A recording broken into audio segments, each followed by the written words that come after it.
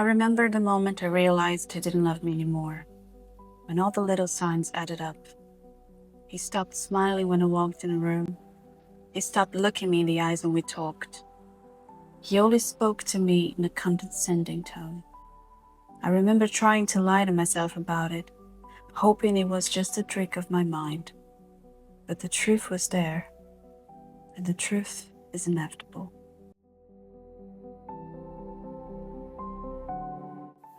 So today I want to talk about a very delicate topic, I think, which is rejection. I think that what we really need to do is understand how it happens, why it happens, and I don't want to go over like how you can handle it or fix it or get over rejection, because I don't think there's a way of getting over or running away from it. I think the problem with the advice online is that people are trying to escape their emotions, and we cannot escape pain, and especially not the pain of rejection.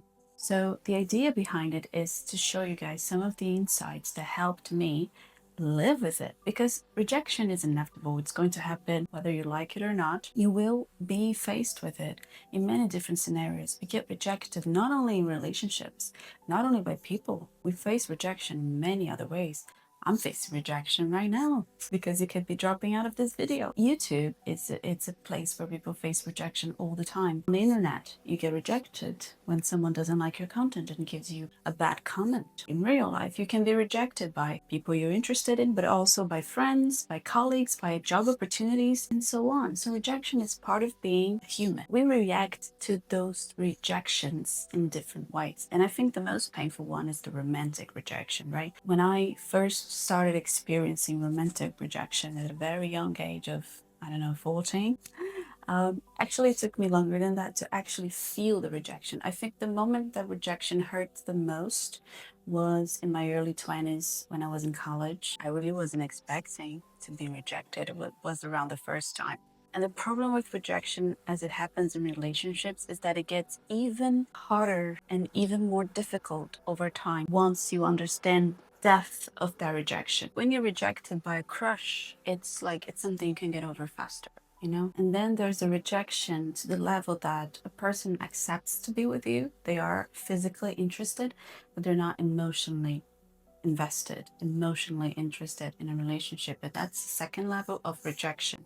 The other level of rejection, I think it's the ones that I have experienced so far, is that when you do meet a person that it's both interested in you, you know, physically, but also emotionally, and there's potential for a relationship, and you get into a relationship, but something changes, something shifts, and that person starts to reject you as a long-term partner. And that's even more painful. I prefer to be rejected by a crush because that does not make me question my own value. Now, if you know me, you get to know me, and you decide after getting to know me that you don't want me anymore, it's like, oh my God. So it put us face to face with that fear that we are not enough, that we are not good enough. Someone got to know us. You know, they had a deep knowledge of who we are. They were, you know, we shared and confined on them our fears and traumas. And we, you know, believed them and experienced that relationship. And they looked back and realized, oh no, that's not the person I want. That is awful. Okay. And I was reflecting on that today. So that's why I decided to talk about this on the internet. And I hate this topic. Okay. I hate talking about this because that's not a feeling that I want to feel again. And that causes a lot of problems down the line because you end up becoming afraid of opening up to people. But not to cry about it or to be, you know, complaining or anything. That's how life is. Okay? That's how things happen. If you ever get rejected, it's not fun.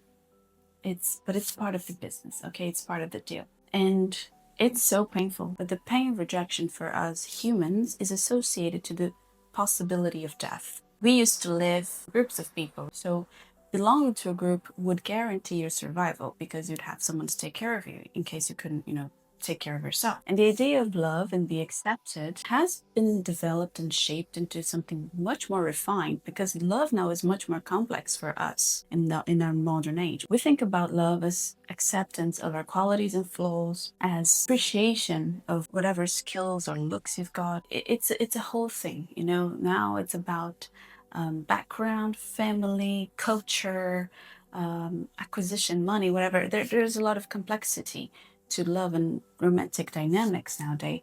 Whereas back in the day, it was all about surviving. We need to survive and perpetuate the species, right?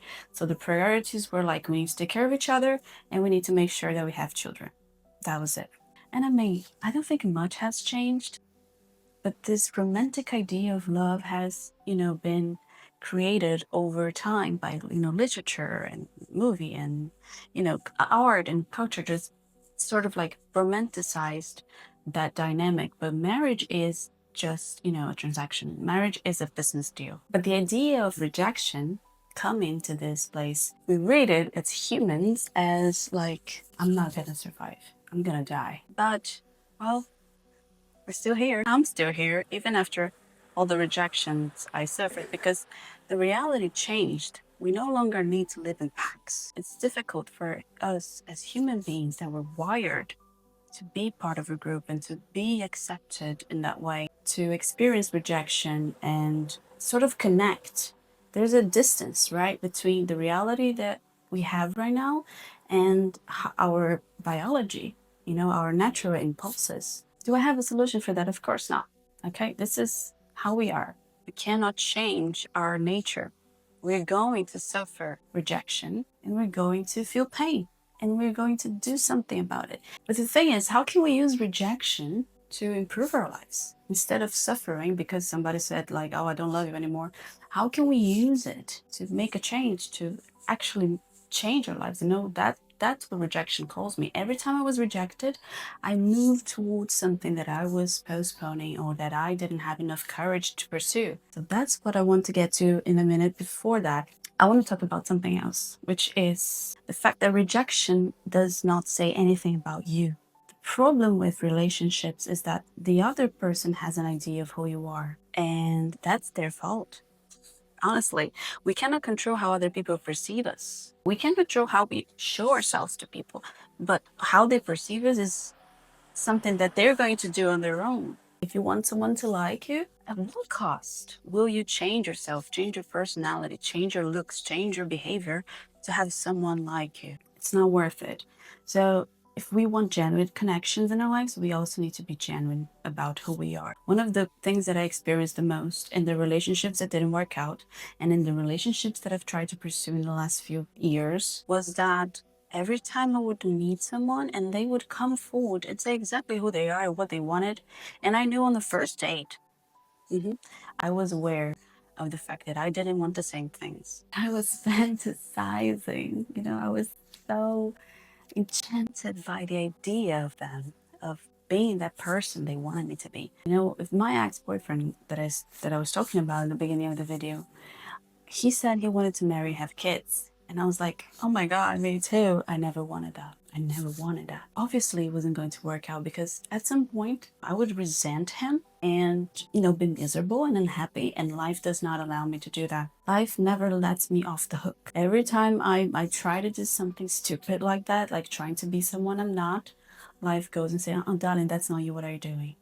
Don't be ridiculous. I have a contract with life that I stay true to myself and I do the things I want to do. But there's a cost to it. Okay, the cost is people come and go. I lose people. I get heartbroken.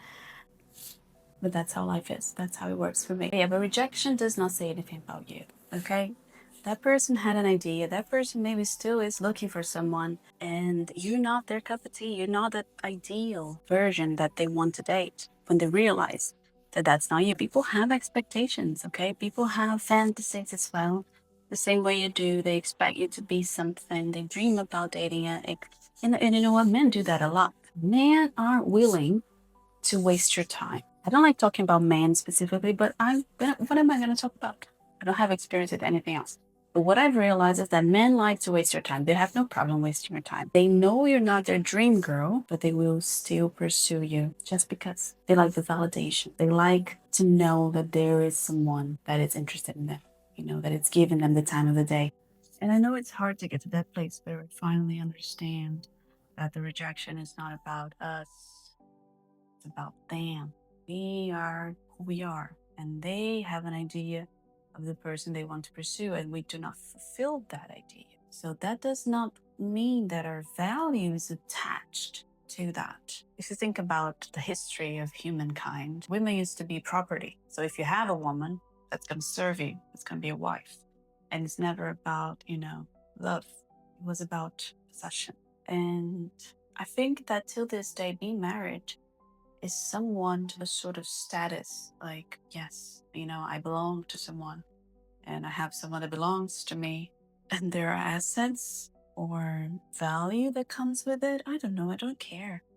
And that's the thing I'm trying to talk about. We are more than people. We are here in a position where we can question the status quo. We can question how things used to work and move towards a different direction. To talk to my friends about the fact that I would be much more happy if I could live forever with my friends. Like, if we all had a house and lived together. It's hard to have a house nowadays. It's hard to pay for your own bills. And that's why lots of people get married, because it's cheaper to live with someone. You also rejected people before, and you will reject people at some point in your life. So you're also going to be on the other side of that coin. The same way that we get rejected, we reject people. The same way we love, we are loved sometimes. And the same way that we hurt people, we get hurt. So it's like it's part of life, okay? Buckle up. What I think that is the most amazing thing that rejection can do. That's when things become more interesting, right? It's we get to decide how we're going to deal with things, okay? We don't have control over how things happen or the things that happen to us, but we always have control over how we react to them. And, people say on the internet a lot, and I agree, that rejection is redirection. When I was saying in the beginning that, life does not let me off the hook when it comes to the things that are for me and the things that aren't, is that whenever I was rejected by someone or, something like an opportunity or a job or whatever, I understood that that's not for me. It makes your life so much easier. And there's another aspect of it. There's another mindset shift that we need to have. The problem with pain because of rejection and because of things that didn't work out is also related to a scarcity mindset. Sometimes we suffer so much rejection because we think that we're not going to find that person or that opportunity again. You know what I mean? And that's not true. The universe is not in a budget. There's plenty of things there. Girl, the more I lived, the more I realized that better always comes our way. If you think you gave up on something good, if you think you lost something good, you have no idea of how better life can get. You need to trust life in order to get the best of life. So whenever life told me, no, this is not for you, it's because it had something better. And I remember that once I ended that relationship, that I was being rejected by that person, my life just got 10 times better. So that rejection propelled me into a completely new life towards my dreams. Literally, I moved to a big city. I started a new job. I dyed my hair white. I became a completely different person after that rejection. It really affected me. It was deep, painful, but at the same time, it was powerful because it helped me become the person I am today. And it allowed me to experience things that I wouldn't have otherwise. If things worked out, if life was so predictable and kind to me and said, oh yes, this is going to work out, this is going to be the love of your life. Well, it was not meant to be, because I was not meant to be a mother, okay? I was too young. I was too naive. And at this point in my life, I understand myself better and I have more freedom to be who I am. But imagine if I had accepted that life. I know that some people dream of getting married, and I have nothing against marriage. I just know it's not for me, for what I've seen. Okay, I'm not trying to convince you that you shouldn't get married or you shouldn't trust men or you shouldn't fall in love. What I'm trying to say is that rejection is painful. And for me, it was a way to stay in truth to myself. It was a way of life telling me this is not for you because you want this. I always knew the kind of life I wanted to live. I want the freedom. Okay. I want to go wherever I want. I want to be able to do whatever I want, whenever I want to. And if you're a mother and married, that's less likely to happen. If you have a job, that's less likely to happen. I seek freedom in my life. Being married at a young age, it's not what's going to give me that. Things happen in the way they have to happen in order for us to achieve the goals we want to achieve. Life wants us to be happy. Life wants us to become who we are meant to be. But it's not a fun process. It's not a walk in the park. It's painful. It's through pain and, heartbreak and disappointment and anger. But eventually it leads us to the where we need to be. Rejection is not a bad thing. It's inherent. It does not make you shouldn't make you question your value. I know it does sometimes. I know it does. But move past it, honestly, because it's not about you. You will reject people and you won't even be thinking about their value or about how they're not suitable for you, right? You just don't feel it, and that's okay. So the same thing happens to you, and you're not immune to life. You're not better than anyone. I'm not better than anyone. Bad things are going to happen to us no matter what. Okay. The important thing is that oh, and this is something I didn't know at the time, but I know now. You need to understand your value in someone's life. You need to understand how important it is for you to just be there. I'm not saying like, oh, because I have a degree or because I'm hot or because I have money. No, none of that matters. What matters is having a person. The fact that you are a person and that you're there, that's already a lot for people.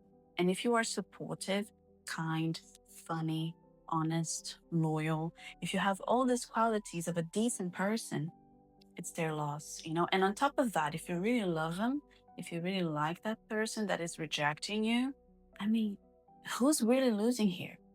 That person is missing out on an incredible opportunity.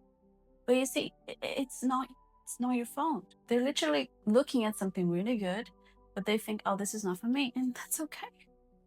Okay. Eventually, someone will be able to receive your love. Someone will be able to accept your kindness, to accept who you are, to accept you wholeheartedly. Don't go give yourself for someone that just wants like, oh, I just want, a little bit of it. I don't want the whole thing. No, it's either the whole thing or nothing. Yeah. I get very passionate on these topics because I feel like we waste a lot of time and we feel a lot of pain because of love, and that's okay. Okay. I'm not against suffering. I think suffering is important, it's part of life. We cannot skip it. Okay. But we need to learn from it. That's the important thing. Be able to learn from rejection, be able to learn from the pain, and also be able to use it to improve your life.